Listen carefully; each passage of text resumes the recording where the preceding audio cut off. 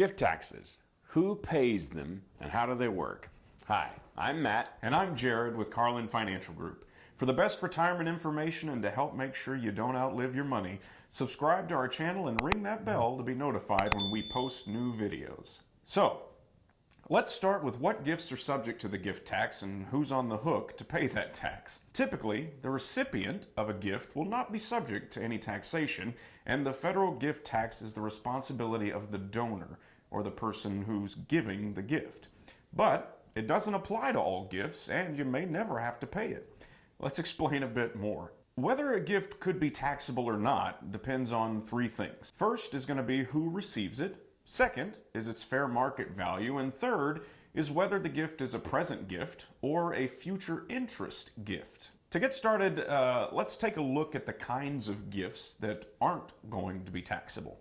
Now, most people are aware you can make a gift to charity without being taxed, but what else? Well, all gifts to your spouse are exempt from the federal gifts tax. You and your spouse can give each other property without ever being taxed, either before or after your death. Gifts to political organizations are also exempt as long as that organization follows the rules. For example, the gift must be used by that political organization and no one else. You can also pay someone's medical bills with no limit without paying the gift tax, as long as the payments are made directly to the care provider. You can even pay tuition for someone without a gift tax, as long as it's paid directly to the institution.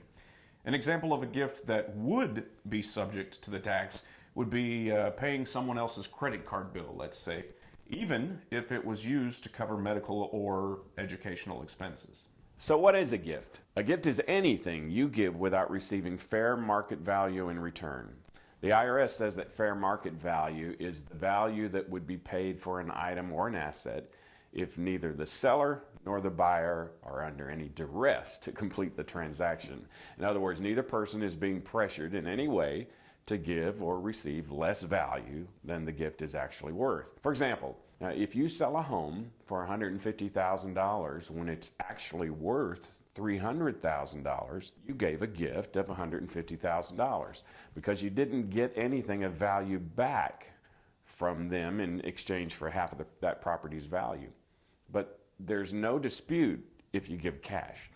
If you give someone $10,000, you made a gift of $10,000. The third thing that could make a gift taxable is whether it is a gift of present interest or future interest. So what does that mean? It's actually fairly simple. A gift is a present one if the recipient is free to use it, enjoy it, or benefit in any way immediately.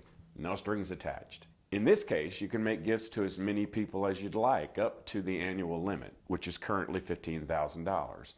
Each without having to pay tax or report to the IRS. If the gift is not as I just described, it's considered a future interest gift.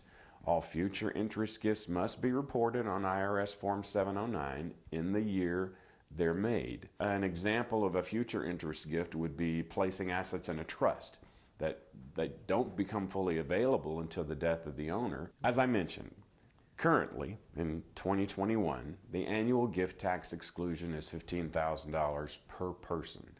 You can apply it to gifts made to anyone other than your spouse. For instance, your children. Only the amount over the $15,000 limit could be taxable.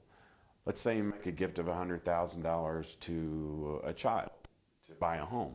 Firstly, an important note is that if you live in a community property state and the gift is made from community property, then half of the gift would be attributed to each spouse, or in this case, $50,000 each. $15,000 of that money from each spouse is free and clear of the gift tax. The rest could be taxable and must be reported by the giver in the year that it's given. Again, using IRS Form 709, which we'll take a closer look at in a future video. While these types of gifts, both future interest gifts and present interest, exceeding the personal annual limit, should be reported to the IRS in the year that they're given, you may not have to pay tax on them at this time, or maybe ever. Why? Well, because federal law allows for a lifetime exemption from the gift tax that's shared with the estate tax. This exclusion is sometimes called the unified tax credit.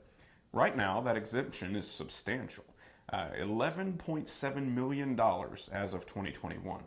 What this means is that a reportable gift could simply be applied to this lifetime credit.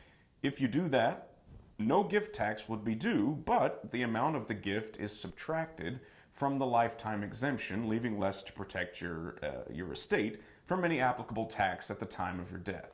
Obviously, only very substantial estates would be affected by this rule, meaning that many people could be free to gift as they please and not be subject to taxation on that giving. If you've got more questions about gifting and how you could go about it in a tax-efficient manner, we're here to help you. You can drop us a comment down below and we'll try and address it in a future video.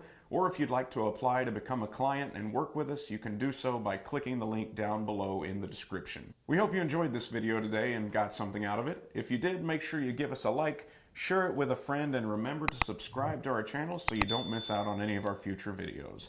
And as always, live today, plan for tomorrow.